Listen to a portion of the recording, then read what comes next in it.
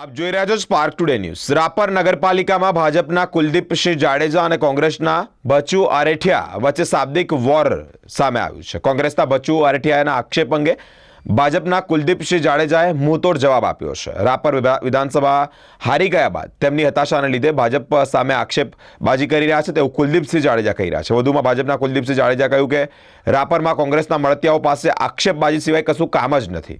ગત વિધાનસભાની ટર્મમાં કોંગ્રેસના ધારાસભ્ય સંતોકબેન આરેઠિયાએ રાપરમાં માત્ર 2 લાખ રૂપિયાનો ગ્રાન્ટ આપવાની જે હતી તે બાબતે શરમજનક બાબત છે।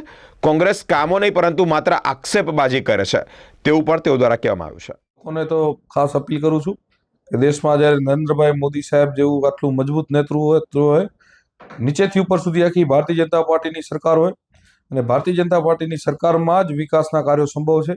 આપ સૌએ છેલ્લા 2 વર્ષમાં વિરેન્દ્રસિંહજી જ્યારથી રાપરના ધારાસભ્ય થયા છે ત્યાં રાપર શહેરની જનતાએ જોયું છે કે એમના પાણીના પ્રશ્નો હોય, ગટરના પ્રશ્નો હોય કે વાગડ વિસ્તારના ક્યારેય ન થયા એટલા બધા કામો થયા છે। આ આપણી સરકાર છે એના કારણે થયું છે। જ્યારે સામે પક્ષે અત્યારે અલગ અલગ વિડિયા બનાવે છે, એની હતાશા બોલે છે। એક પણ વિડિયામાં તમે એવું જોયું કે એને પોતાનું એક કામ ગણાયું હોય કે મેં આ કામ કર્યું છે એટલે મને મત આપો? ખાલી ખોટી વાહિયાત વાતો કરવી। વિધાનસભા ચૂંટણીમાં પણ લોકોને આવી રીતના ખોટી વાહિયાત કરીને ભરમાવાનો પ્રયાસ કર્યો પણ લોકોએ જાકારો દીધો। અત્યારે નગરપાલિકામાં પણ હું એમ કહું છું કે આવીને વિકાસના મુદ્દે ચર્ચા કરે। હું રાપરની જનતાને કહું છું કે એકવાર ફોન કરીને સામે ભાઈ છે એને પૂછા કરે કે 5 વર્ષની ધારાસભ્યતા રાપર નગરપાલિકા માટે એને કેટલી ગ્રાન્ટ આપી। હું આપને જણાવું છું મને જ્યાં સુધી માહિતી છે માત્ર 5 વર્ષમાં 2 લાખ રૂપિયા ભાઈએ એમની ગ્રાન્ટ આપી છે અને 2 વર્ષમાં વિરેન્દ્રસિંહ ધારાસભ્ય થયા। રાપર શહેરની જે ચિંતા કરી છે, રાપર શહેરને 16 કરોડની ગટર યોજના આપી છે। કંધોકા ડેમમાંથી આખી પીવાના પાણીની યોજનાની મંજૂરી સુધી આપણી ફાઇલ પહોંચી ગઈ છે, એ આપ્યું છે। રાપરને એ ભાઈ સ્વચ્છની આની તેની કચરા ઉપાડવાની વાતું કરે છે પણ તમે ભાઈ કાંઈ કરી નથી શક્યા, ખોટી વાતું કરે છે ખાલી। રાપરને સ્વચ્છ બનાવવા માટેના જેટલા પણ મશીનો હમણાં દેવાના એ બધા વિરેન્દ્રસિંહ ધારાસભ્ય થયા પછી ભારતીય જનતા પાર્ટીની સરકારે આપ્યા છે। આવા અનેક કામો એ ભારતીય જનતા પાર્ટીના ધારાસભ્ય આવ્યા પછી ભારતીય જનતા પાર્ટીની ટીમમાંથી થયા છે। હમણાં જ તાજેતરમાં ગઈકાલે ખાલી રાપર તાલુકાને કે નહીં આખા કચ્છને ઉપયોગી એવો રસ્તો જે આપણો એક સુરજબારી પુલ આપણે બધા જોઈએ છીએ, ઘણીવાર ટ્રાફિક જામ હોય, ઘણી સમસ્યાઓ થતી હતી ત્યારે એક લાગણી હતી લોકોની કે કચ્છનો એક વૈકલ્પિક માર્ગ બને પલાસવાદી ટીકરનો। એના માટે પણ સતત ધારાસભ્ય શ્રી વિરેન્દ્રસિંહ અને કચ્છના સાંસદ માન્ય વિનોદભાઈ સતત સરકારમાં રજૂઆત કરતા હતા અને જે પ્રમાણે અત્યારે ભચાઉ નગરપાલિકા બિનહરીફ થઈ અને સરકારે એમની ભેટ આપણને કચ્છને આપી અને ટીકર પલાસવા રોડની પ્રી કન્સ્ટ્રક્શનની કામગીરી માટે 20 કરોડ રૂપિયા જેટલી રકમ માન્ય મુખ્યમંત્રી શ્રી ભૂપેન્દ્રભાઈ પટેલ સાહેબે ફાળવી છે। આ બધા જ વિકાસના કામો આ ભારતીય જનતા પાર્ટીની સરકાર છે એટલે શક્ય છે। તમને કીધું ને એમની હતાશા બોલે છે, એમની પાસે મતલબ કોઈ દિવસ કાંઈ કામ નથી કર્યું, નથી કોરોનામાં લોકોની વચ્ચે રહ્યા, નથી કોઈ 5 વર્ષ ધારાસભ્ય તરીકે પોતાનું એક કામ ગણાવી શકે વિધાનસભા આખીમાં કે આ મારા સિમ્બોલ વાળું કામ છે કે આ મેં કર્યું એના લીધે મત આપો। આવો કાંઈ વિષય છે નહીં એટલે લોકોને ગેરમાર્ગે દોરવા, ગેરમાર્ગે ભરમાવા આવું કરે છે। બાકી જે ડરાવ ધમકાવવાની વાત કરે છે તો હું એમ કહું છું કે ભચાઉ નગરપાલિકામાં ભચાઉની 50,000ની વસ્તી છે, એમાંથી જો કોંગ્રેસને પૂરા 28 ઉમેદવાર ન મળ્યા, માત્ર 17 જગ્યાએ ફોર્મ ભરી શક્યા, એમાં 2-3 ઉમેદવાર તો 2-3 વોર્ડમાં લડે, આખા 50,000 વસ્તીમાં 14 જ જણા મળ્યા હતી એમનો મસે ઈ ભાજપે બધાના કામ કર્યા છે, બધી સમાજો સાથેના એક સંબંધો છે એના કારણે શક્ય છે। અને રાપરમાં પણ 3 જણા જે ફોર્મ ખેંચ્યું છે એ સ્વેચ્છાએ ખેંચ્યું છે। એમાં હું આપને મીડિયાને પણ વિનંતી કરું કે એકવાર જઈને એમનો ઇન્ટરવ્યુ લો, એમને પૂછો એમને કોઈ ધાકધમકી કરી છે કે પોતાની રીતે પ્રેમથી ખેંચ્યું। એટલે આ બધા ખાલી એમની હતાશા બોલે છે, એમને કોઈ કામ નથી કર્યા, પ્રજાની વચ્ચે નથી રહ્યા અને જ્યાં જાય હું એમનેથી જાકારો મળે છે।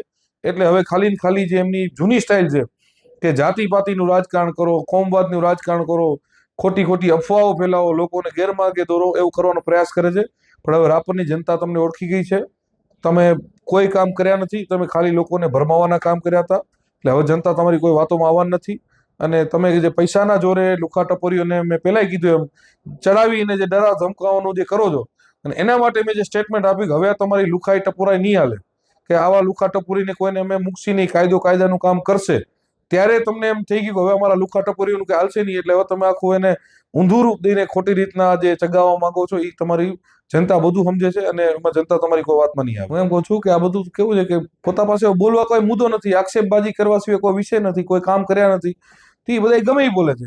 બાકી પોલીસનું કામ કરતી જ હોય છે, કાયદાનું કામ કરતું હોય, પણ જ્યારે તમે આગેવાન તરીકે કોઈ વિસ્તારમાં જવાબદારી સંભાળતા હોય તો તમારી વિશેષ ફરજ હોય છે કે ક્યાંય એવા નાના મોટા બનાવ થવાના એવા સમાચાર મળે તો આગેવાન તરીકે એને કેમ ઠંડા પડે, કેમ સમાધાન થાય, એની ભૂમિકા ભજવવાની હોય.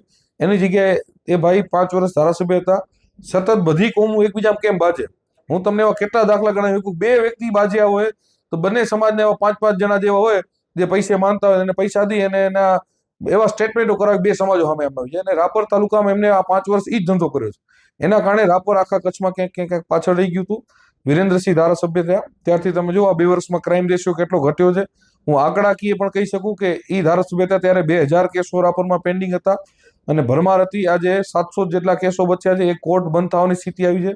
નવા કેસો કોઈ છે નહીં, કારણ કે એક સારું સુશાસન ચાલી રહ્યું છે રાપરમાં. કાયદો વ્યવસ્થા ખૂબ મજબૂત બની છે. લોકો ક્રાઇમ કરતા ડરી રહ્યા છે.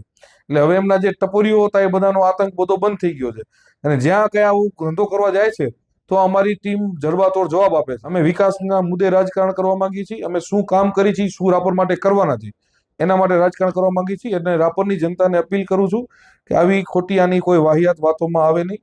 અને ઉપરથી નીચે ભાજપની સરકાર છે, મોદી સાહેબ જેવું મજબૂત નેતૃત્વ છે, ત્યારે સૌ સાથે મળીને રાપર વિકસિત કેમ થાય એના માટેની માત્ર આપણે ચિંતા કરીએ.